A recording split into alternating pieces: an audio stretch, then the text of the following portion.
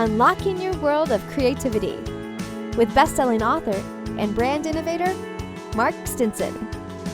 This episode is brought to you by White Cloud Coffee Roasters, where every bean tells a story of adventure. Visit whitecloudcoffee.com and use the code CREATIVITY. Welcome back, friends, to our podcast, Your World of Creativity. We travel around the world talking with creative practitioners everywhere, writers, healers, founders, changemakers. And today we're stamping our creative passport in Brisbane, Australia. And I'm going to talk with someone who's helping millions really reconnect with the wisdom of their own bodies.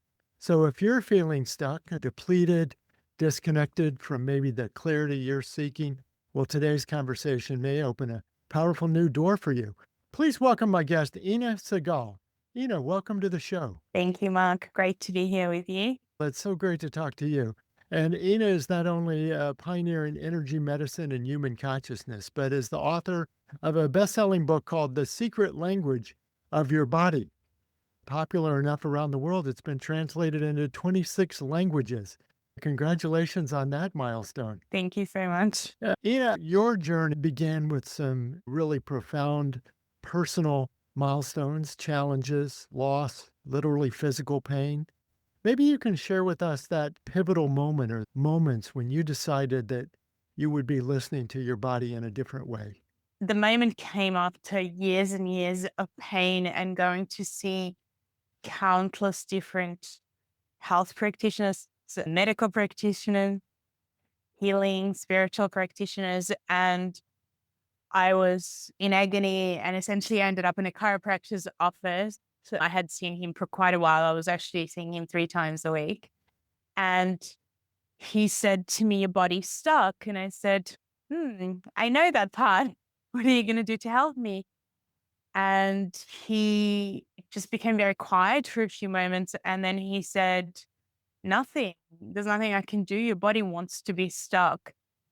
And at that time, Mark, I was actually studying professional writing and editing. So I was thinking, and in particular, one of the subjects that I was doing was linguistics. So it was very easy for me to think about things in terms of language and how language works.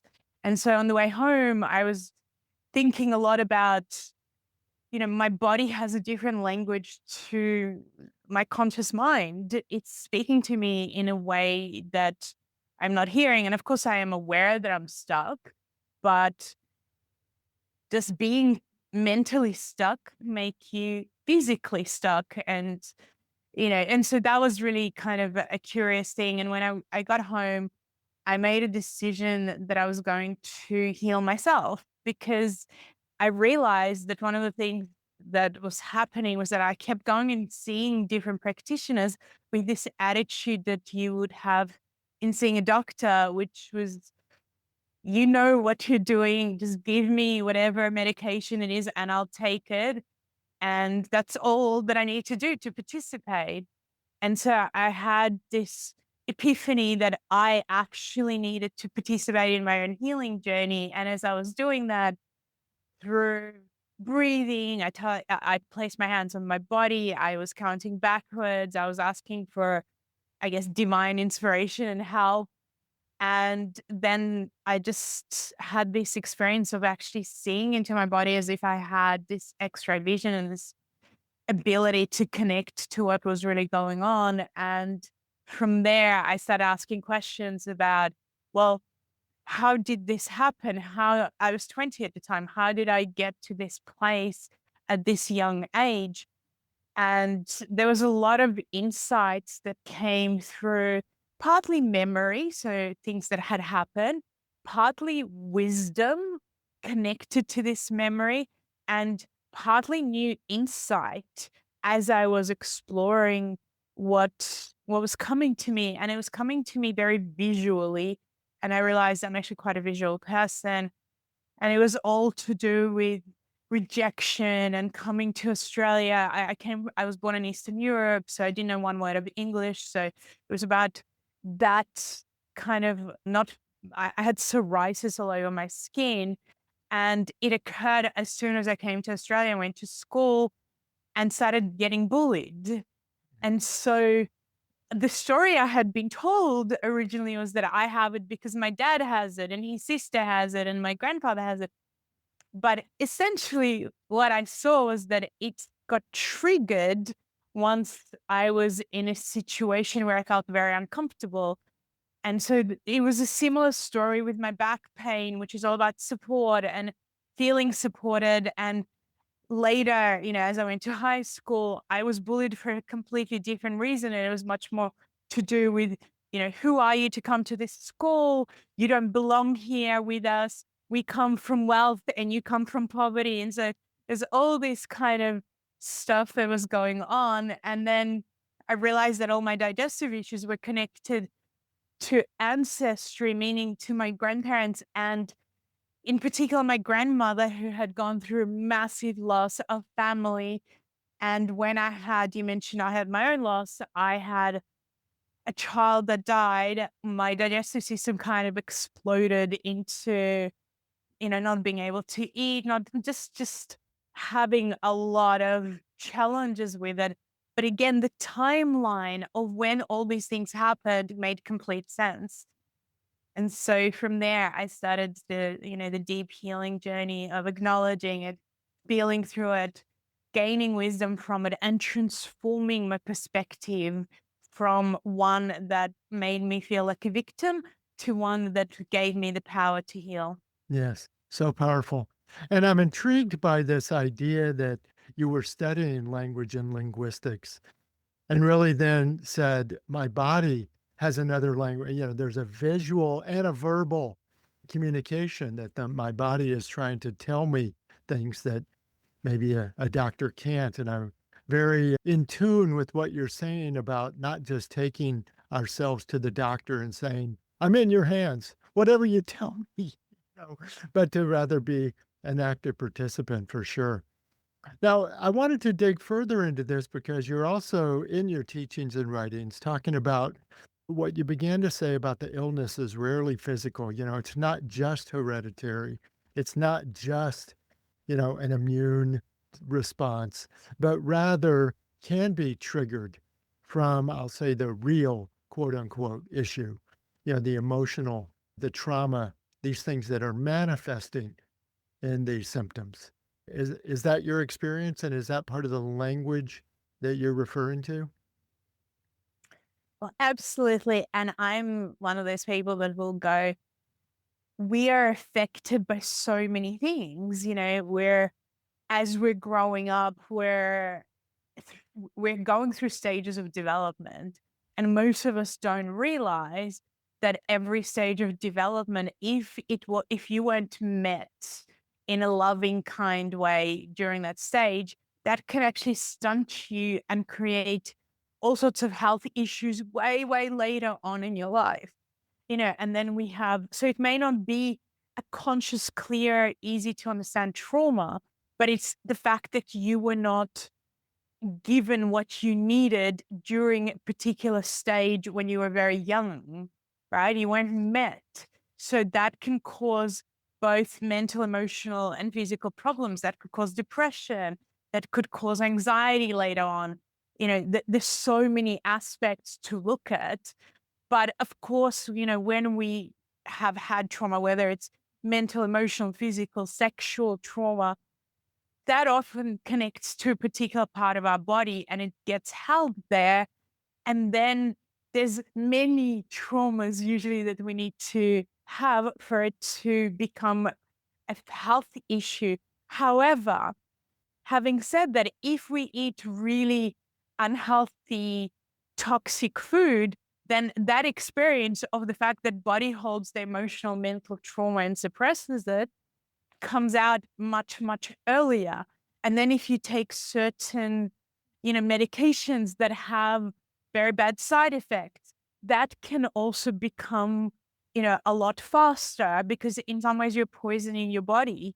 And so, eh, you know, it's an accumulation of many, many different things, environmental, emotional, mental, spiritual, as well as, what we drink, eat, and the environment we live in. And in it, you haven't just sort of studied this and written one book about it. You've really made this your life's work.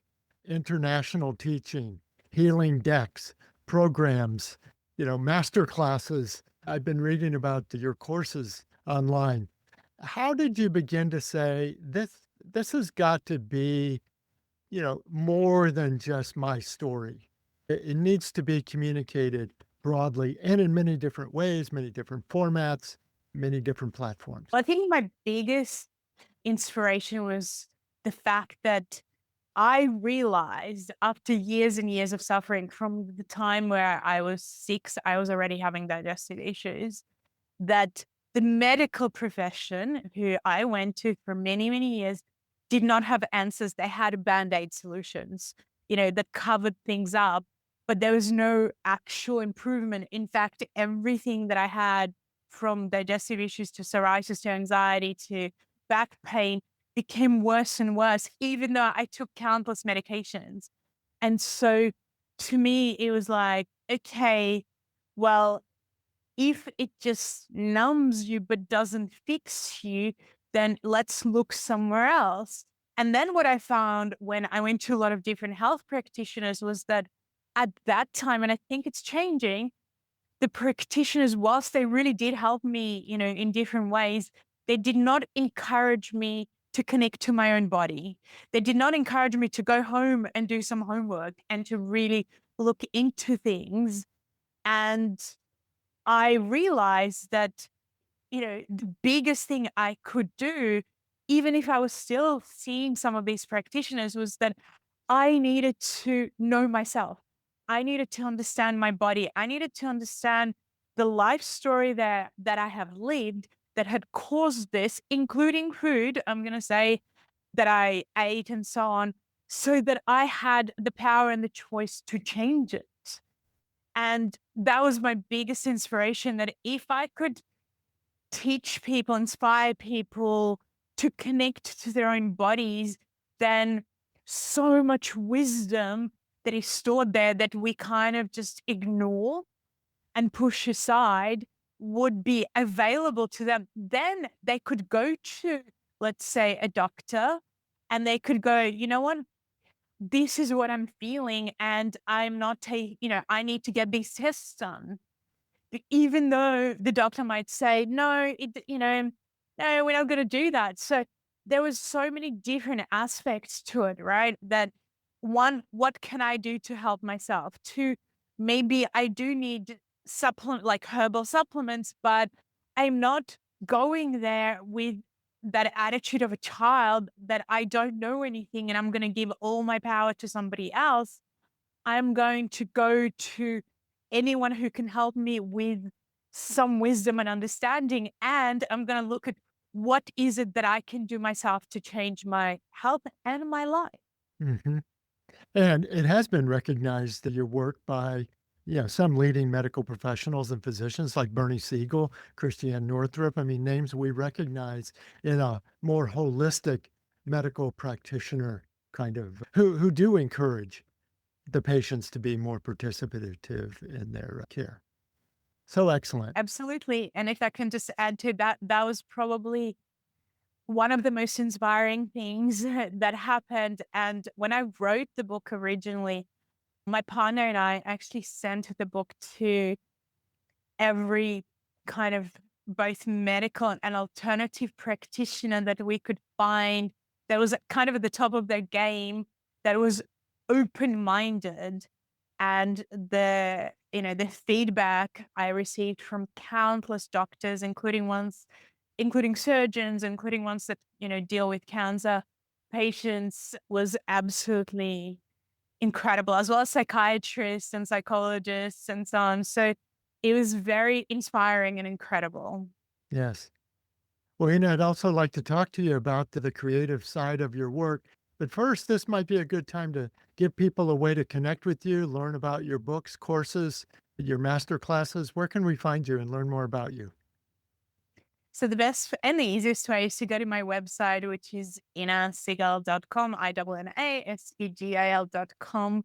And in particular, look at the masterclass page, because that's where I teach you. And at the moment, and I don't know how long this will last for, but at the moment, we're actually trying to take all the excuses away from people so that they can do this for free.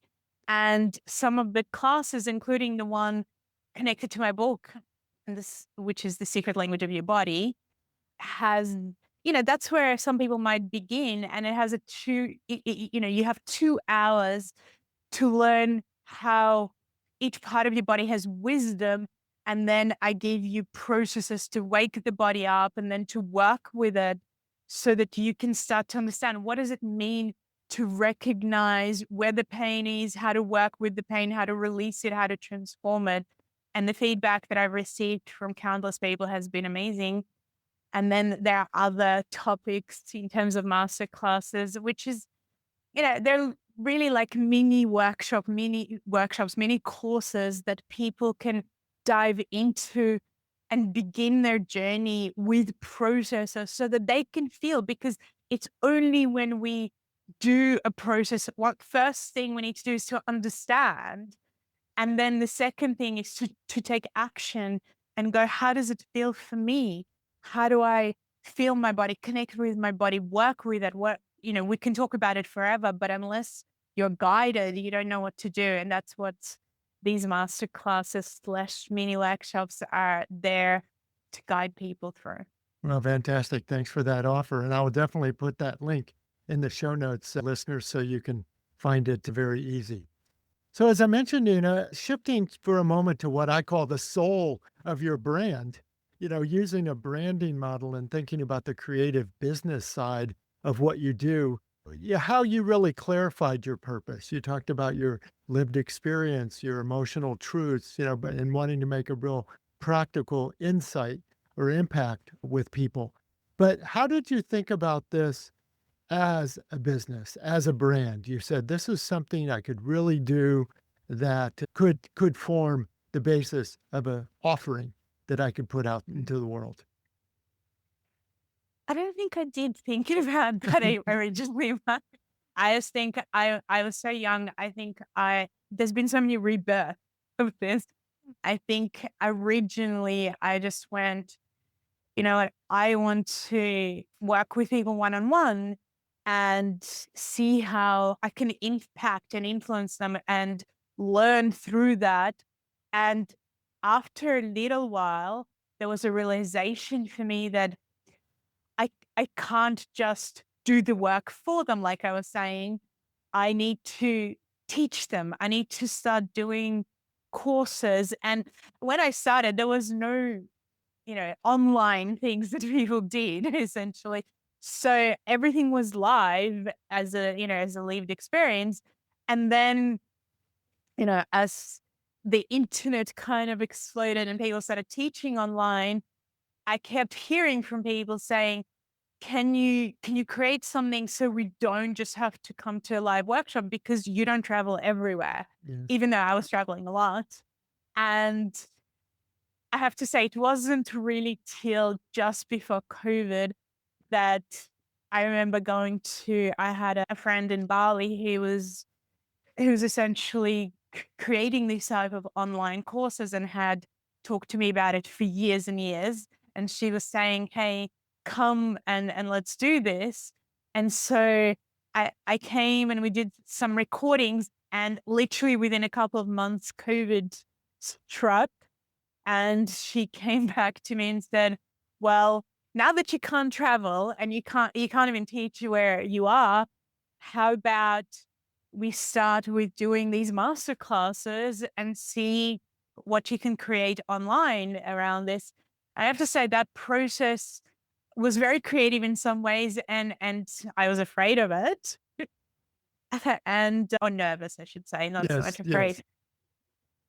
But it was, because I kind of needed to get my head around, how do we participate and have all the experiences and connections that I would have in a live course and bring that online.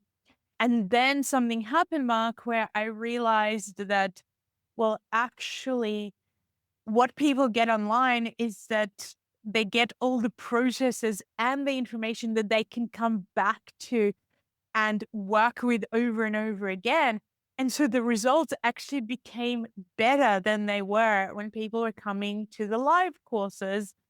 And then I ended up meeting my present partner, and he is quite funny because on our second date, he said to me, I think I could help you in the future. I can help you with your business. And I was like doing what? Reading the workbooks. What would you help me with? And in the last probably 4 years, he's become the person who's had this incredible vision of what is possible. And he's studied the whole, marketing thing in a thing, I'm going to say, in a Yeah. very detailed way. And now he's kind of more of the driver, which I think I've waited most of my life for that, where he'll be like, why don't we try this in terms of helping people? Because for the first few years, he spoke to a lot of people and got that I was teaching. So he got feedback from them. He got an understanding, and he's like, "This is what people need, and this is what I'm hearing from them. Can you create something like that?" And so it's been really exciting to work together. Thanks for that behind the scenes. I always love the Mhm. story behind the story. So it's Mhm. always good to know. Well, Mhm. this has been so terrific. What a great conversation. I really appreciate it. I always like to leave our creative listeners with something practical that they can do. We have understood your belief system, your concept, your, kind of take charge of your inner body and your inner healer. But if someone is feeling overwhelmed today, or maybe they're feeling stuck as you did, or, disconnected from their body in some way, is there some step they could take, something practical that we could do when we turn off this podcast and we get, back to our daily life? But we say, I want to take this small step forward to connecting with my body. What do you think that could be? Well, there's so many things. I definitely encourage people to get my book, The Secret Language of Your Body, because it has so many processes.